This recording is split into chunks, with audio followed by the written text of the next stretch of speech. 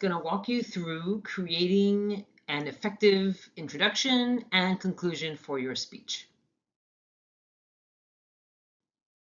People who study speech making and communication say that the audience is more likely to remember what you say in the beginning of the speech and what you say at the end of the speech, as opposed to many of the things that you're going to communicate in the body. So that being said, you want to have a powerful introduction and a powerful conclusion. And when we get to the conclusion, I will give you some tips about how to make them relate to each other and refer to each other. Here are the goals of the introduction, and I'm going to review each one of these items separately after this slide. First, you have the attention getter and/or hook. This brings in the audience into your speech. We also have something called listener relevance. How are you going to relate your idea and your topic to the people in your audience? This is key if you want them to follow your speech and to be engaged. Then you're going to reveal the topic. Today, I'm going to talk about the CTA in Chicago, for example. You also want to have speaker credibility. This means, why should we believe you? But this is not going to be necessary for the tribute speech, the first speech of the semester. And then finally, you're going to preview the main points of the body. Here are some possible attention getters for you.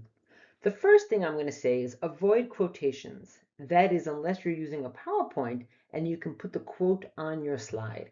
Then it is easy to communicate your quote to the audience. Students tend to be the most nervous when they begin a speech. And if you have a quote, you want to be exact with the quote. And if you have something you want to be exact with and you might be a little bit nervous, it might not come out the way you planned. I'm not saying don't use it at all. I'm saying if you do, be careful.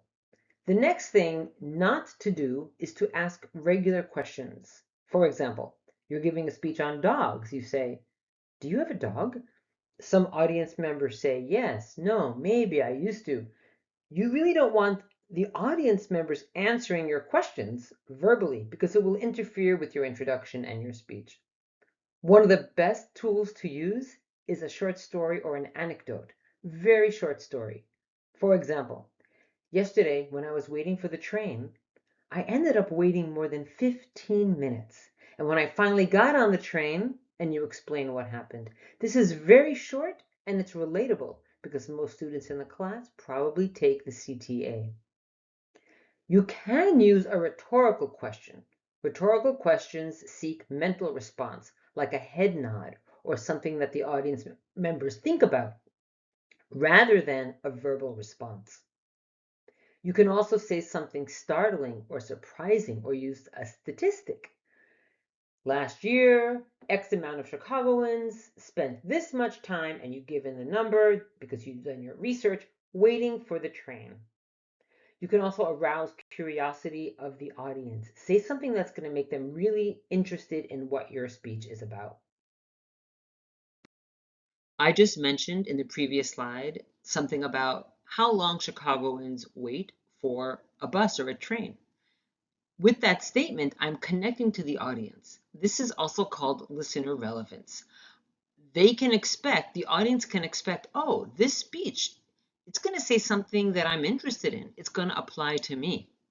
Sometimes your attention getter may serve this function, so it might not be necessary to add something specific to engage the audience.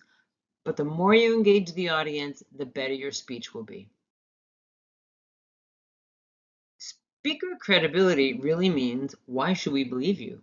So for the informational and persuasive speeches, you're going to be doing research, or you may talk about a topic in your community that you know about very well. When you say that to the audience, when you talk about your experience or what you have read, that means you are credible, believable. This can come out in many different ways. It might be part of the attention getter. It might be a statistic or a fact or a quotation that proves you have researched your topic. For the tribute speech, because you're speaking about a person you know, this is not necessarily a requirement at all. Here we are with the absolute most important part of the introduction of your speech and possibly the most important part of the speech, period. It's called the preview or the outline of the body of the speech. Basically, you're going to be very straightforward and say, today, I'm going to tell you about the structure of the CTA and the history. So I will include when it was built, and I will talk about the different lines, the elevated and the underground. And then I'm going to move toward some of the problems that the CTA is facing right now. And finally, I'm going to end with solutions. This is the last part of the introduction. It's the last thing you say before you begin the body. Whether the speech is a little bit more personal, like the tribute speech, or it is more of a researched speech, like the informative or persuasive, every speech needs a preview. Here is just a quick example of what that might look like. Today, I'm going to talk about vegetarianism, why I decided to become a vegetarian, and some of the key aspects of this diet. Then I'm going to talk about why this issue is close to my heart. And I will talk about the morality of being a vegetarian and choosing not to eat animals. And finally, I'm going to end with a story for you. And just a side note, no, I'm not a vegetarian, but I tend to eat that way. Now we are moving on to the conclusion. There's 3 things you have to do to have a good conclusion. Number 1, you have to signal it. Number 2, you have to review the main points or reinforce the central idea. And finally, you want to have a memorable ending. And even a bonus is connecting to the introduction. So let's review each one of these separately. There are many ways to signal the conclusion. You could do it verbally, such as in conclusion, or now that I have talked about all of these things, or in sum. So those are some ways you can verbally signal the conclusion, but you can also do it with your voice. You can slow down your speech. You can pause, and or you can step closer to the audience. And you can do this whether you are on video or in person. First thing you're going to do is you're going to reinforce the central idea, also known as summarizing your main points, but you really don't want to repeat yourself. So if you want to review the main points, you can, but don't make it sound like the preview. Make it sound different. You can also use a quotation, a dramatic statement, but again, don't repeat something that you already said in this speech. Try to be creative about this and how you summarize your main ideas. Here we are at the memorable ending, the very last thing for your speech. If you're writing an essay for Comp 1 or 2 and you have something really interesting in the introduction paragraph, you can refer to it in the conclusion. That brings your essay full circle. The same is true for a speech. If you told a story, refer to it. If you use a quote or statistic, refer to that. Complement it. Say something new about it. Here's a quick example. For me, being a vegetarian is more than just about the food I eat. It's a moral choice. You want to end your speech with content.